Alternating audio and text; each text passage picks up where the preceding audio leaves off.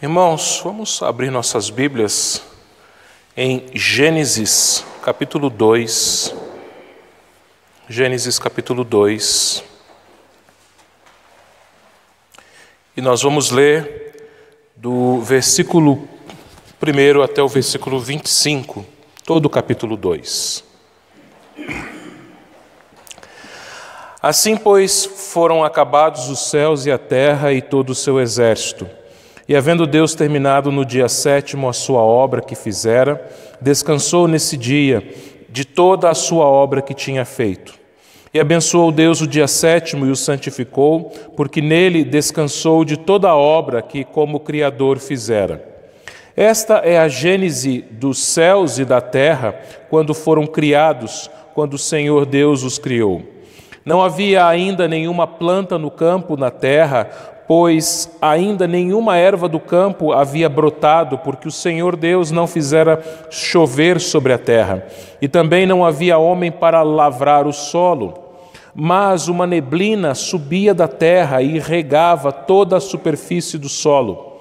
Então formou o Senhor Deus ao homem do pó da terra, e lhe soprou nas narinas o fôlego de vida, e o homem passou a ser alma vivente. E plantou o Senhor Deus um jardim no Éden, na direção do Oriente, e pôs nele o homem que havia formado. Do solo fez o Senhor Deus brotar toda a sorte de árvores agradáveis à vista e boas para alimento, e também a árvore da vida no meio do jardim, e a árvore do conhecimento do bem e do mal. E saía um rio do Éden para regar o jardim, e dali se dividia, repartindo-se em 4 braços. O primeiro chama-se Pison, é o que rodeia a terra de Avilá, onde há ouro. O ouro dessa terra é bom. Também se encontram lá o bidélio e a pedra de ônix. O segundo rio chama-se Gion, é o que circunda a terra de Cuxi.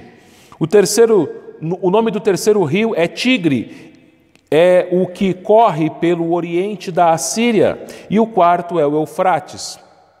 Tomou, pois, o Senhor Deus ao homem e o colocou no jardim do Éden para o cultivar e o guardar. E o Senhor Deus lhe deu esta ordem: de toda a árvore do jardim comerás livremente, mas da árvore do conhecimento do bem e do mal não comerás, porque no dia em que dela comeres, certamente morrerás. Disse mais o Senhor Deus: não é bom que o homem esteja só, far-lhe-ei uma auxiliadora que lhe seja idônea. Havendo, pois, o Senhor Deus formado da terra todos os animais do campo e todas as aves dos céus, trouxe-os ao homem para ver como este lhes chamaria, e o nome que o homem desse a todos os seres viventes, esse seria o nome deles. Deu o nome o homem a todos os animais domésticos, às aves dos céus e a todos os animais selváticos. Para o homem, todavia, não se achava uma auxiliadora que lhe fosse idônea. Então o Senhor Deus fez cair pesado sono sobre o homem, e este adormeceu. Tomou uma de suas costelas e fechou o lugar com carne.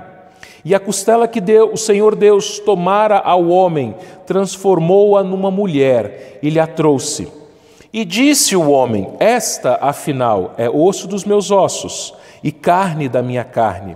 Chamar-se-á varoa, porquanto do varão foi tomada. Por isso deixa o homem pai e mãe e se une à sua mulher, tornando-se os dois uma só carne. Ora, um e outro, o homem e sua mulher, estavam nus e não se envergonhavam. Oremos. Pai, muito obrigado, Pai, pela oportunidade que temos aqui nesta noite, Senhor, de ouvir a Tua palavra.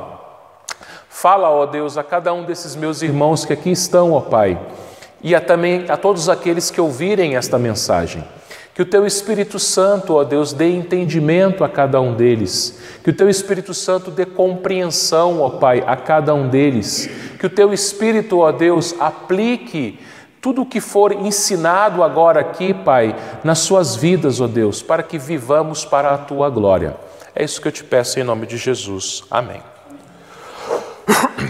Queridos irmãos, no domingo passado, nós começamos a estudar o primeiro livro da Bíblia, o livro de Gênesis.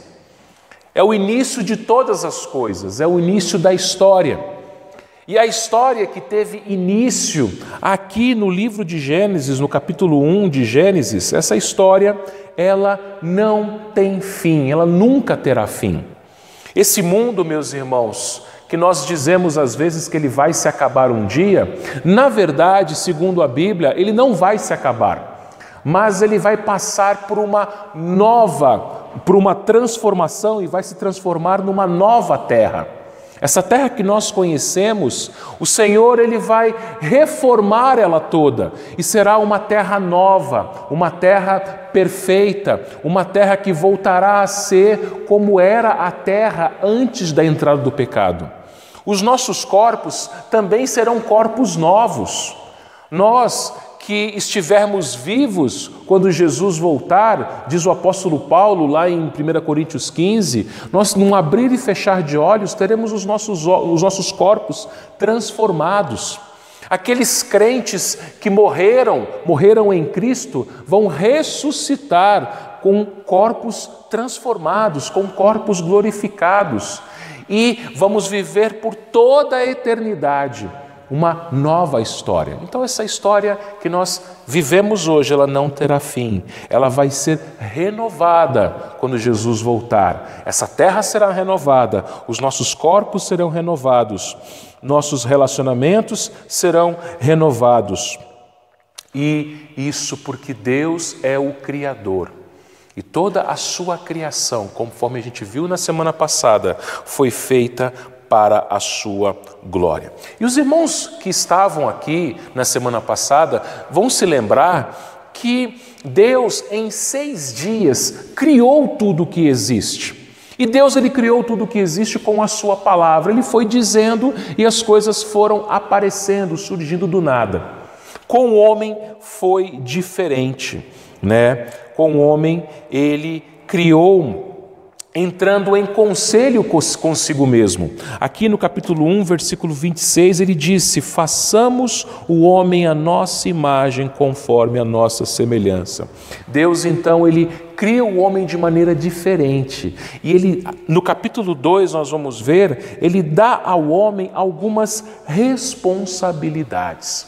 É interessante, meus irmãos, que o homem e a mulher, né, o ser humano, é a única criatura com quem Deus conversa. Por quê? Porque Deus ele dá ao homem, dá à mulher responsabilidades que nós chamamos de mandatos. O que são mandatos? Mandatos são relacionamentos que o homem deve ter. E esses mandatos são conhecidos como mandato espiritual, que é o relacionamento que o homem tem com Deus. O mandato cultural, que é o relacionamento que o homem tem com a criação, com as coisas criadas, e o mandato social, que é o relacionamento que o homem ele tem com o seu próximo, com as outras pessoas. Por isso, meus irmãos, eu quero brevemente nessa noite meditar com vocês a esse respeito, a criação do homem e da mulher e as suas responsabilidades, que é o que nós vemos aqui no capítulo 2 de Gênesis. O capítulo 2, meus irmãos, de Gênesis, nada mais é do que uma narrativa ampliada do capítulo 1, versículos 26 até o versículo 30. Então, do capítulo 1, 26 a 30, você tem a criação do homem de forma resumida. O capítulo 2, você vai ver a mesma história, só que com mais detalhes, contada com riqueza de detalhes. E aqui no capítulo 2, como eu disse, a gente vê esses 3 mandatos que Deus deu ao homem. O primeiro deles, como eu disse, é o mandato espiritual, que a gente vê aqui no versículo 1 até o versículo 3 e também no versículo 16 até o versículo 17. Por que esse mandato é chamado de mandato espiritual? Porque envolve seres espirituais. Você vai se lembrar que Jesus ele disse que Deus é Espírito e importa que os seus adoradores o adorem em Espírito e em verdade. E Deus, sendo o Espírito, ele criou a última das suas criaturas, o homem, né, com um espírito. Se você observar, meus irmãos, que além do homem ter a imagem de Deus, veja, nenhuma outra criatura Deus deu a sua imagem. Deus não deu a sua imagem aos planetas, às estrelas, aos minerais, à água, aos animais ou às plantas. Deus deu a sua imagem ao homem. E o homem, meus irmãos, também, ele foi a única criatura que foi feita de um ingrediente que já existia. Lembra? Deus ele foi criando as coisas com a sua palavra. Do nada elas apareceram. O homem não. O homem Deus, ele pegou o pó da terra e formou o homem. Se você pegar aqui no capítulo 2, versículo 7, você vai ver que então o Senhor Deus ao homem do pó formou o Senhor Deus ao homem do pó da terra. Deus ele formou, ele fez, ele moldou. A ideia aqui, meus irmãos, é de um oleiro fazendo um objeto, do barro, ele fazendo um vaso. Depois desse sermão nós vamos cantar o hino 221, vaso novo, né? E nós somos vasos, né? Tal qual um vaso, nós somos usados por Deus e assim fomos feitos por Deus. Os vasos de barro, né? Eles são feitos pelo oleiro, são moldados e tomam a forma que o oleiro quer. Deus ele fez o homem da forma como ele quis, do barro. Só que se um vaso ele é um objeto inanimado, o homem é um ser vivo e um ser espiritual, porque a gente vê aqui no versículo 7 que depois que Deus ele formou o homem do pó da terra, é você imaginar Deus fazendo um boneco de terra, um boneco de barro. E aí o que Deus faz em seguida no versículo 7? Ele lhe soprou nas narinas o fôlego de vida e o homem passou a ser alma vivente. Deus ele deu um espírito para o homem, uma alma. Espírito e alma, meus irmãos, na Bíblia são sinônimos, é a mesma coisa, não são coisas diferentes, né? Tanto faz espírito ou alma, é a mesma coisa. Então Deus ele soprou, né? O espírito na narina do homem, o fôlego de vida, né? Nas narinas do homem. E é interessante uma coisa, não sei se você parou para pensar, quando que uma pessoa morre? Quando ela para de respirar. O Antigo Testamento foi escrito na língua hebraica, e a palavra hebraica aqui é a palavra ruar, que é a palavra para vento, ou espírito. Lá no grego, Novo Testamento, é a palavra pneuma, que é tanto para vento como para espírito. Quando uma pessoa para de respirar, para de entrar e sair ar pelo seu corpo, é quando o seu espírito sai dela. Por isso que, meus irmãos, numa semana que tivemos agora, né, que teve tanta discussão sobre aborto, quando uma criança ela é gerada no ventre materno, ali já tem respiração, a criança já respira, né? Por quê? Porque ali já existe uma alma, já existe um espírito. Nós, meus irmãos, como seres espirituais, nós nos relacionamos com Deus. Você vai ver no capítulo 3 aqui que Deus, ele andava pelo jardim. Deus, ele conversava com o homem, né? Deus, ele se relacionava com o homem, né? Deus, ele não conversa com animais. Deus, ele não se relaciona com animais, nem com quaisquer outras criaturas, mas é com o homem. E é incrível, meus irmãos, que nós temos esse relacionamento com Deus através da oração e da sua palavra. O que é a oração? A oração é quando nós, aliás, falamos com Deus. E quando você lê a sua Bíblia, é Deus falando com você. O culto que participamos é um relacionamento com Deus. Quando você lê a Bíblia no culto, Deus fala com você.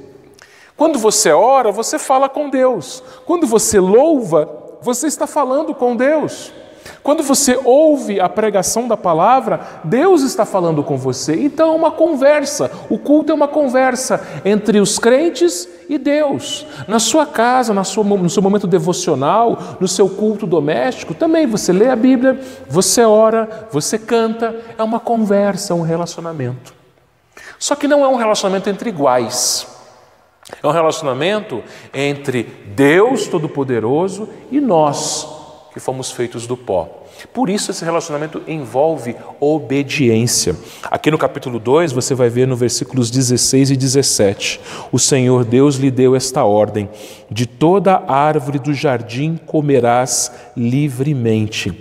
Deus ele criou um jardim num lugar chamado Éden, e lá ele plantou vários tipos de árvores. O versículo 9 ele vai falar aqui, toda sorte de árvores agradáveis à vista e boas para alimento. O homem tinha tudo quanto é tipo de árvore que você possa imaginar, que dava tudo quanto é tipo de fruta que você possa imaginar, e muitas delas que você e eu nunca vimos, e ele podia comer de tudo. Mas Deus deu uma ordem, versículo 17: mas da árvore do conhecimento do bem e do mal não comerás, porque no dia em que dela comeres, certamente morrerás. Era um relacionamento que envolvia obediência. Era um relacionamento que envolvia obediência. O homem deveria obedecer a Deus. Era um relacionamento em que envolvia-se culto.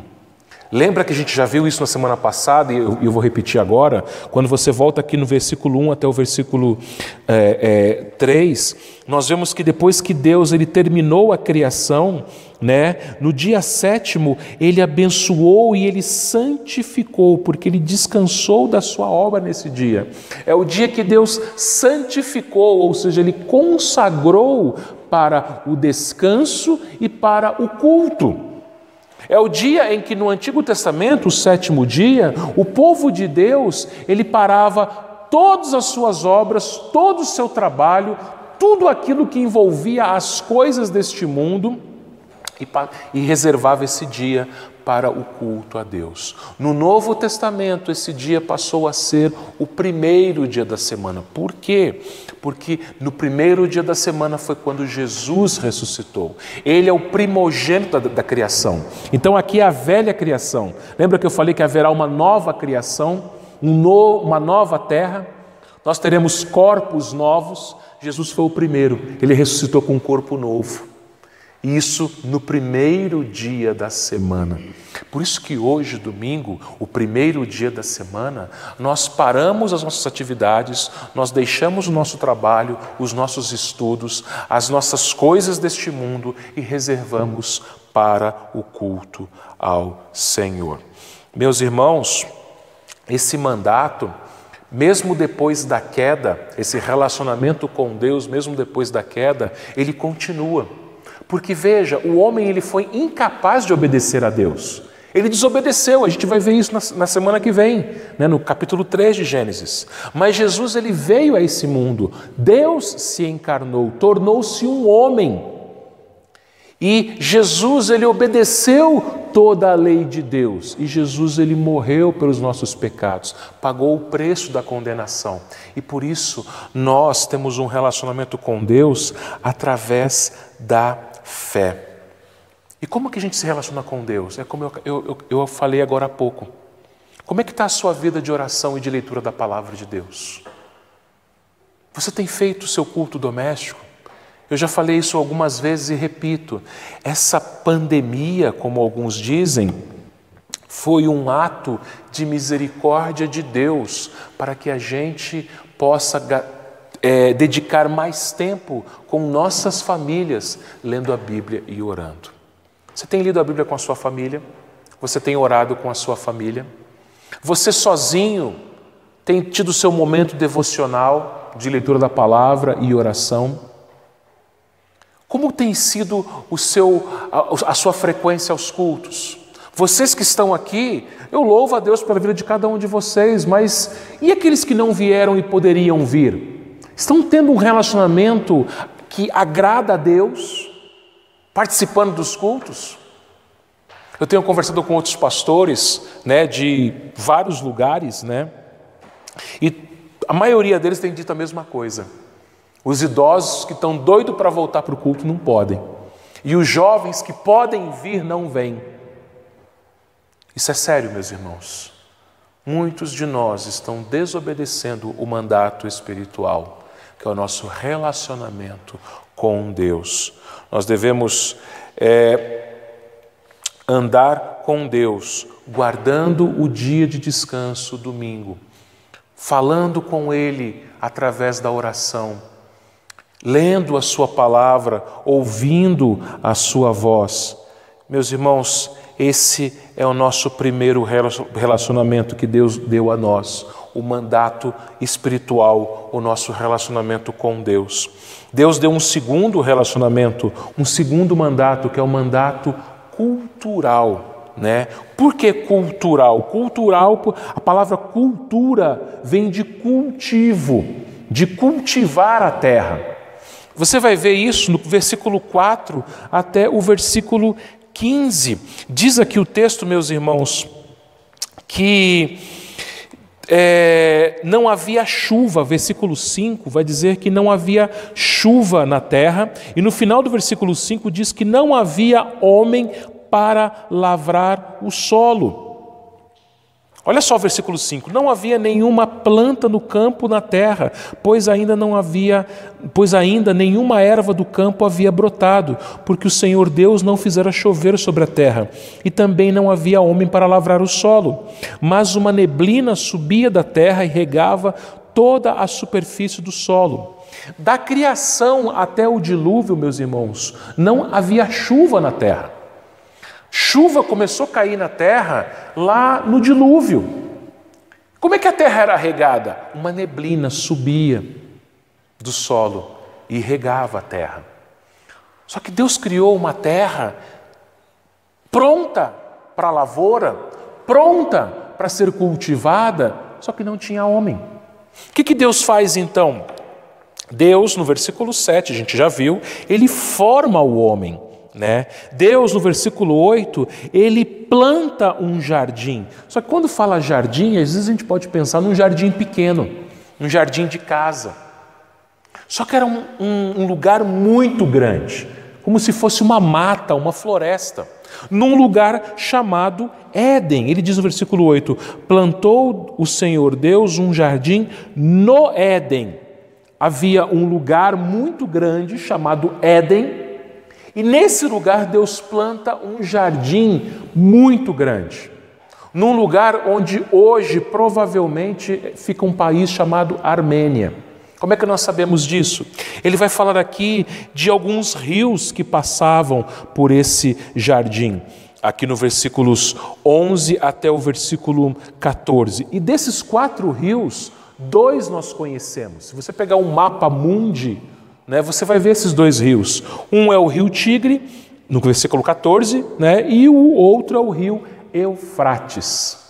É na região do Oriente, onde hoje fica provavelmente ali um país chamado Armênia. É claro que o Éden e esse jardim não existem mais. O dilúvio, ele destruiu tudo isso. Ele acabou com tudo isso. Mas antes do dilúvio, Deus ele plantou esse jardim, né? Ele colocou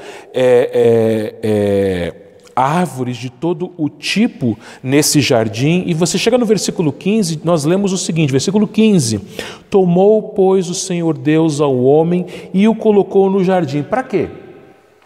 Você pensa que Deus colocou o homem nesse jardim, colocou uma rede e falou: homem, está aí, ó.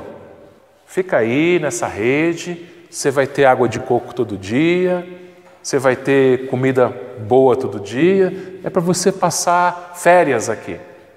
Não, ele colocou o homem no jardim para trabalhar. Veja, meus irmãos, alguns vão dizer que o trabalho é uma coisa ruim, que o trabalho veio depois do pecado, e não é isso que a Bíblia diz.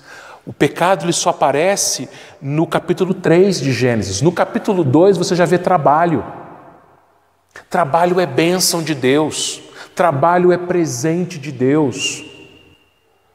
Não sei se você já ficou desempregado, mas se você já teve a experiência de ficar desempregado, foi nessa hora do desemprego é que a gente dá valor para o trabalho.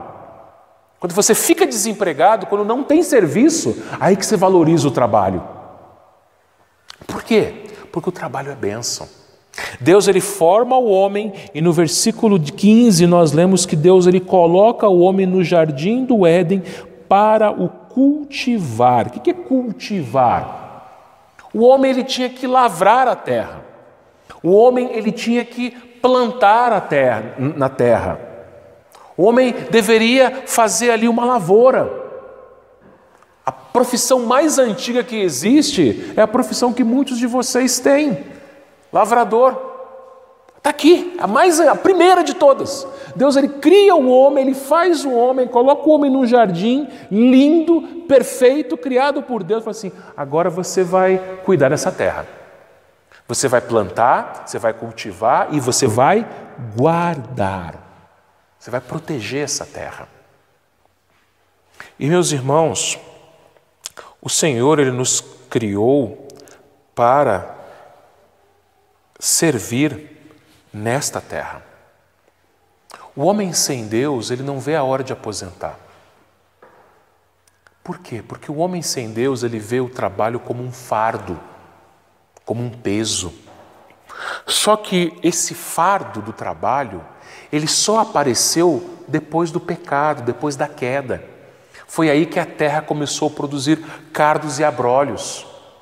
Depois da queda é que veio o cansaço. Quando Deus disse para o homem, do suor do teu rosto comerás. Depois da queda é que o trabalho passou a ser uma coisa fatigante, cansativa. Mas o trabalho, apesar de ser algo cansativo hoje, continua sendo uma bênção. Então você e eu, colocados nesse mundo, fomos chamados por Deus para servirmos nesse lugar. Não só para trabalhar nessa terra, mas para cuidar dessa terra. Infelizmente, meus irmãos, eu vejo que muitas pessoas têm tratado mal a terra. Quer um exemplo? Lixo. Quantas pessoas jogam lixo na rua? Você sai na rua aqui, você vê tanto lixo na rua. As pessoas, elas tomam uma garrafa d'água, uma lata de refrigerante e jogam na rua.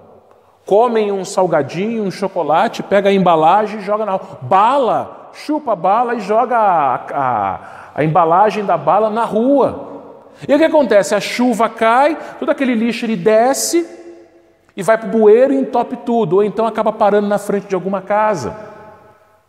Você como crente, você não joga lixo na rua. Você como crente, você não queima lixo, mas você coloca o lixo no lixo e você sabe que vai ter a coleta. Porque quando você queima aquele lixo, vai poluir o ar. Você como crente que tem o seu carro, tem a sua moto, você vai manter o motor do seu carro, da sua moto regulado para não poluir o ar. Por quê? Porque Deus que criou isso. Para quê? Para nós. Então, é cultivo e guardo. E você cultivar e guardar, é você cuidar da natureza. Cada um de nós temos as nossas profissões, temos o nosso trabalho. O nosso trabalho ele tem que ser sempre para a glória de Deus. Se você é empregado, você tem que cumprir as suas obrigações mediante o seu patrão. Você tem que ser o melhor empregado, você não pode chegar atrasado, você tem que cumprir o seu horário, você tem que fazer o melhor que você puder. Se você for patrão, você tem que tratar bem os seus empregados, pagar um salário justo, dar aquilo que ele precisa. Por quê? Porque um crente, ele sempre vai fazer o melhor. Se você estuda, se você está na escola estudando, você também vai se esforçar para ser o melhor aluno. Você não vai estudar apenas para passar de ano, mas você vai estudar para aprender, você vai estudar para conhecer melhor as matérias, para você conhecer melhor a criação de Deus. Tudo o que cair nas nossas mãos para fazermos, nós vamos fazer com excelência, bem feito. Se você é uma dona de casa, você vai cuidar bem da sua casa, você vai fazer a limpeza, você vai cuidar da sua casa com esmero. com dedicação, com esforço. Não vai fazer de qualquer jeito, não vai fazer de uma forma mais ou menos, mas você vai fazer o melhor, porque Deus te colocou como dona de casa. Então vejam, meus irmãos, cada um de nós tem um ministério. Às vezes tem gente que pensa que ministério é só do pastor, né? O pastor, ele é um ministro da palavra. Mas seja você alguém que trabalha com construção, alguém que trabalha na lavoura, alguém que trabalha no comércio, alguém que trabalha em casa. Seja a profissão que Deus te deu, o trabalho que Deus te deu, faça o melhor. Faça bem feito, faça com excelência. Não faça de qualquer jeito. Faça o melhor. Seus estudos, para quem está na escola, faça o melhor, né? Cuide dessa terra que Deus te deu.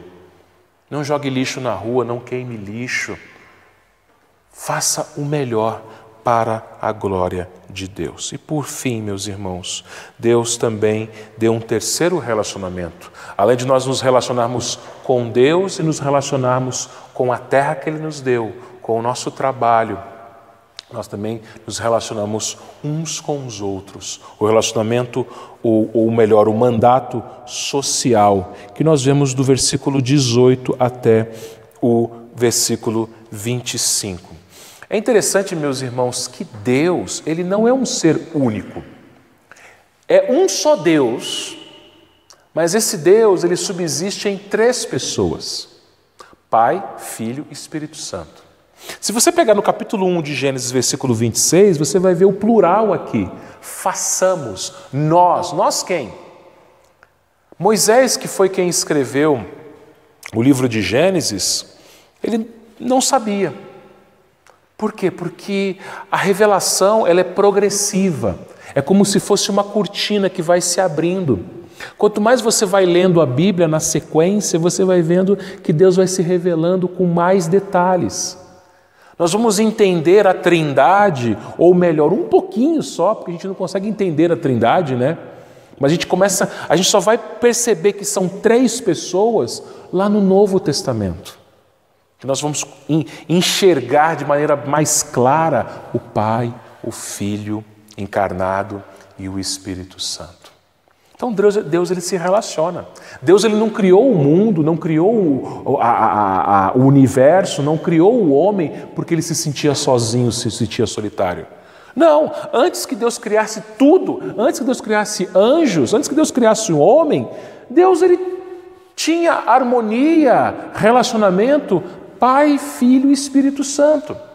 E Deus ele cria o homem para se relacionar também com os seus semelhantes. E meus irmãos, quando nós olhamos para o texto bíblico, nós vemos que Deus ele deu mais um trabalho para o homem. Deus ele pega o homem, né, e diz para o homem dar nome para os animais, aqui no versículo 20. Por que ele fez isso? Se você voltar um pouquinho no versículo 18, nós vamos ler o seguinte: disse mais o Senhor Deus, não é bom que o homem esteja só. Você vai se lembrar que lá no capítulo 1, que é o que a gente viu na semana passada, cada criatura que Deus fazia, viu Deus que era bom, viu Deus que era bom, viu Deus que era bom. Depois que Deus cria o homem, Deus ele olha para o homem ali, sozinho, e ele fala, não é bom. Tem uma coisa que está faltando. E o que Deus faz? Deus ele faz o homem sentir essa falta. Então, Deus ele pega o homem e ele vai dando nome aos animais e às aves, né? E diz no final do versículo 20 que não, todavia, para o homem, todavia, não se achava uma auxiliadora que lhe fosse idônea. Por que isso? Porque os animais, meus irmãos, eles foram criados macho e fêmea. Macho e fêmea. O homem, por que macho e fêmea? Porque havia correspondência e porque haveria procriação. Somente macho e fêmea que procriam. Macho com macho não procria. Por isso que o homossexualismo é pecado. Fêmea com fêmea não procria. Deus, ele criou o homem e ele diz, não é bom. Eu vou fazer para ele, versículo 18, uma auxiliadora. Alguém que vai ajudá-lo. E alguém que é idônea. Como assim idônea? Correspondente. Alguém igual a ele. E ele diz auxiliadora no feminino. Não um auxiliador, não um outro homem, mas uma auxiliadora, né? Idônea. E o homem, no versículo 20, ele percebe que não tinha essa auxiliadora. Deus então ele faz no versículo 21 cair um pesado sono em Adão. E Deus aqui faz algo maravilhoso. Enquanto Adão dormia, né? Deus então faz uma cirurgia em Adão. Ele tira uma das suas costelas e com essa costela ele transforma numa mulher. Que coisa maravilhosa. A criação do homem já foi algo maravilhoso, né? Deus pegar pó da terra, formar um boneco de pó e soprar naquele boneco, nas narinas daquele boneco, fôlego de vida. Agora, mais maravilhoso é Deus abrir o homem vivo, fazer uma cirurgia, pegar uma costela dele e moldar essa costela e transformar essa costela numa mulher. É por isso que aqui no capítulo 1, versículo 31, nós vemos que Deus, quando ele viu tudo quanto fizera, ele disse, muito bom. Só depois que Deus criou a mulher, é que ele disse, muito bom. Perfeito. Perfeito. Muito bom. Não é só bom, é muito bom. Eu fiz tudo do jeito que eu queria. Muito bom. E a última criatura que ele faz é a mulher para o homem. E Deus então pega essa mulher e versículo 22, no final dele, ele lhe trouxe, ele traz a mulher para o homem. Primeiro casamento. Você já deve ter visto alguns casamentos, algumas cerimônias, alguns cultos, né, que a gente conhece como casamento religioso. E o pai da noiva, ele entra na igreja e é o pai da noiva que traz a noiva até o noivo. Deus era o pai, foi ele que fez. E ele pega aquela noiva e leva para o homem. O homem acorda. E no versículo 23 nós podemos imaginar a alegria desse homem. Ele diz assim, esta afinal, presta atenção nessa palavrinha, afinal.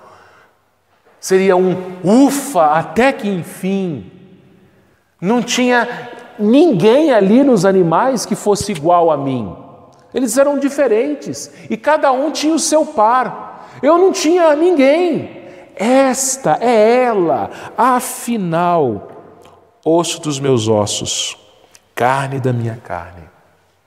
Ela vai se chamar varoa, porque ela foi feita de mim, ela foi tomada do varão. Ele sabia que ela tinha sido feita dele. E veja a perfeição de Deus, né? Deus ele fez o homem do pó e Deus ele fez a mulher da carne. Por quê? Um detalhe que eu não sei se você já percebeu. O homem, ele geralmente ele é mais bruto, ele tem uma força física maior. A constituição do seu corpo, ela é maior por causa do pó. Ele foi feito da terra. A mulher ela é mais delicada. A mulher ela é mais sensível, porque ela foi feita de carne. E um completa o outro. Eles são correspondentes em tudo. Aquilo que falta no homem, a mulher o corresponde. Aquilo que falta na mulher, o homem a corresponde, né? Matthew Henry, que foi um pastor puritano do passado, ele disse o seguinte: Eva não foi feita da cabeça do homem para superá-lo, nem dos seus pés para ser pisoteada por ele, mas do seu lado para ser igual a ele, de sob seu braço, quer dizer, da costela aqui, debaixo do braço, para ser protegida, de perto do seu coração, para ser amada. Queridos irmãos, depois que Deus fez da costela do homem a auxiliadora idônea, nós lemos aqui no versículo 22 que o Senhor trouxe a mulher até Adão. O primeiro casamento, o pai da noiva trazendo a noiva ao noivo. E vejam que no versículo 23, Adão demonstra uma grande alegria. Você percebe que ele diz no versículo 23, esta, afinal, é osso dos meus ossos e carne da minha carne, chamar-se-á varoa, porquanto do varão foi tomada. Adão, em que, meus irmãos, ele tem uma satisfação tremenda, porque ele diz que finalmente ele recebeu uma auxiliadora como ele, idônea. Todos os animais tinham macho e fêmea. Deus fez o homem, viu que ele sozinho não era bom, que ficasse só. E Deus então faz uma auxiliadora idônea. E é muito interessante, meus irmãos, que Eva recebe este nome do próprio Adão. Lá em Gênesis 3, capítulo 3, versículo 20, nós vemos que o homem deu o nome de Eva à sua mulher, por ser a mãe de todos os seres humanos. Aqui nós percebemos a autoridade do homem, o papel de liderança que o homem exerce. Isso nos mostra também, meus irmãos, que o casamento, ele é heterossexual. Quando Moisés, aqui no versículo 24 de Gênesis 2, ele vai dizer: por isso deixa o homem pai e mãe e se une à sua mulher, tornando-se os dois uma só carne. Um homem, uma mulher. Casamento foi criado por Deus, heterossexual, monogâmico. Apenas um homem, apenas uma mulher. E termina o texto aqui no versículo 25 dizendo que, ora, um e outro, o homem e sua mulher, estavam nus e não se envergonhavam.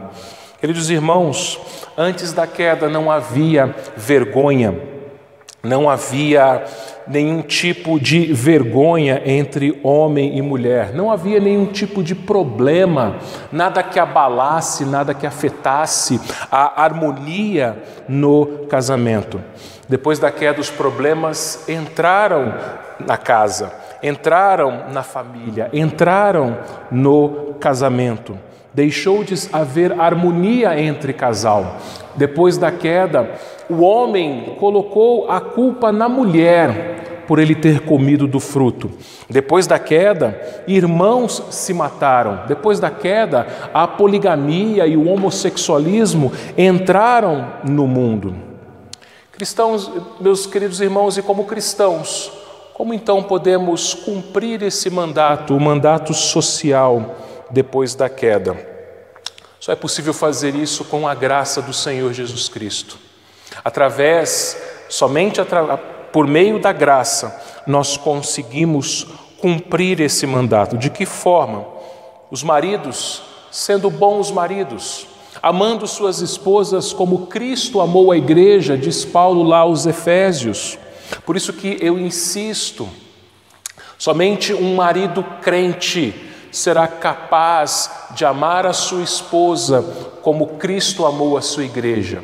Esse amor deve ser um amor sacrificial, porque o texto diz lá em Efésios 5 que Cristo amou a igreja e a si mesmo se entregou por ela. O marido ele deve se entregar pela sua esposa e, se necessário for, dar a sua própria vida por ela. Por isso eu digo às moças que não se casaram, se você se casar com um homem crente, um servo do Senhor, você será amada. E homens, se você se casar com uma serva do Senhor, você será respeitada. Aos homens é dado a ordem nas Escrituras de amarem suas esposas e as esposas de respeitarem seus maridos. O reverendo Ageu Magalhães, pregando esse texto de Gênesis 2, ele disse que a pior coisa que pode acontecer a uma mulher casada é não ser amada pelo seu marido. E a pior coisa que pode acontecer a um marido é a sua esposa não o respeitar. Por isso, amados irmãos que são casados, homens casados, nós devemos dedicar nossas vidas em amor sacrificial às nossas esposas. E as irmãs que são casadas também, dedicar a sua vida em respeito aos maridos. Aqueles que são solteiros e que desejam se casar, devem buscar, as moças, um marido crente, os rapazes, uma moça, uma mulher crente, que andem nos caminhos do Senhor. Como pais e mães, nós cumprimos este mandato, educando os nossos filhos nos caminhos do Senhor. Nós, como presbiterianos, nós batizamos os nossos filhos na infância. E ao batizarmos nossos filhos, nós prometemos, nós fazemos votos de que nós vamos orar por eles e com eles, nós vamos ler a Bíblia com eles, nós vamos trazê-los à igreja. Você pai, você mãe, você cumpre o mandato social dado por Deus, criando os seus filhos nos caminhos do Senhor. Os filhos devem ser obedientes e honrar os seus pais, né? Os filhos são chamados a respeitarem, a obedecerem, a honrarem a primeira autoridade colocada em suas vidas. Durante nossas vidas nós temos que respeitar as autoridades, e a primeira autoridade que é colocada na vida de um ser humano é o seu pai, é a sua mãe. Como cristãos, nós cumprimos esse mandato também amando os nossos irmãos em Cristo. Não deve haver na igreja espaço para a maledicência, para a fofoca, para disputas, para intrigas. Apesar, meus irmãos, das nossas diferenças e em decorrência dos nossos pecados, nós devemos clamar a Deus pela santidade para vivermos de maneira harmônica, de maneira amigável e amistosa dentro da igreja. Devemos amar os nossos irmãos em Cristo porque somos uma família. E uma família assim vive, amando uns aos outros. Como vizinhos, nós cumprimos esse mandato, meus irmãos, sendo respeitosos com os nossos vizinhos, não causando transtornos aos nossos vizinhos. Uma coisa muito desagradável, meus irmãos, é um mau vizinho. Um vizinho barulhento, um vizinho encrenqueiro, um vizinho que perturba. Isso é algo muito ruim. Como cristão, você deve ser o melhor vizinho. Um vizinho cortês, um vizinho cordial, um vizinho sempre atento às necessidades do seu vizinho. Como colegas de trabalho, como trabalhadores, nós também devemos cumprir esse mandato igualmente, sendo prestativos e gentis. No ambiente de trabalho também é um ambiente muito propício para a maledicência, para a fofoca. E como cristão, você vai evitar isso, você vai fugir disso. Você será aquele colega de trabalho que será a pessoa que reflete Cristo no seu local de trabalho, demonstrando ser uma pessoa que ama os seus semelhantes, não havendo espaço para a fofoca, para denegrir a imagem do seu próximo. Como aluno, como estudante, assim como você cumpre o mandato cultural, né, estudando ao máximo, sendo o melhor aluno, igualmente você cumpre o seu mandato social, se esforçando em ser agradável a todos, em refletir a luz de Cristo na sua sala de aula, na sua escola. Como eu disse, meus irmãos, Só é possível, nesta vida, cumprirmos estes 3 mandatos. O mandato espiritual, que é o nosso correto relacionamento com Deus. O mandato cultural, que é o nosso correto relacionamento com a criação, com a natureza, com o trabalho. E também o mandato social, que é o nosso correto relacionamento com o nosso próximo, a começar do nosso casamento, da nossa família, nossos vizinhos, nossos colegas de trabalho e de escola. Só conseguimos cumprir esses 3 mandatos com a ajuda do Senhor, pela graça dEle. Você sabe quais são os pecados que talvez possam te impedir de cumprir esses mandatos? Então ore ao Senhor, confesse os seus pecados, peça a Ele perdão e peça a Ele também ajuda, auxílio pela sua graça para você cumprir esses mandatos. E almejamos, meus irmãos, um dia estarmos na nova criação. No último dia, o Senhor Jesus voltará, julgará os homens e vai renovar essa terra. Será uma nova terra, novos céus e nova terra.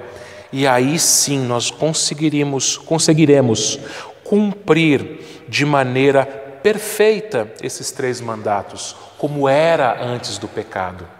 Mas enquanto isso não acontece, esforcemos-nos e peçamos ao Senhor pela sua graça para termos um correto relacionamento com Deus, com a criação e também com o nosso próximo.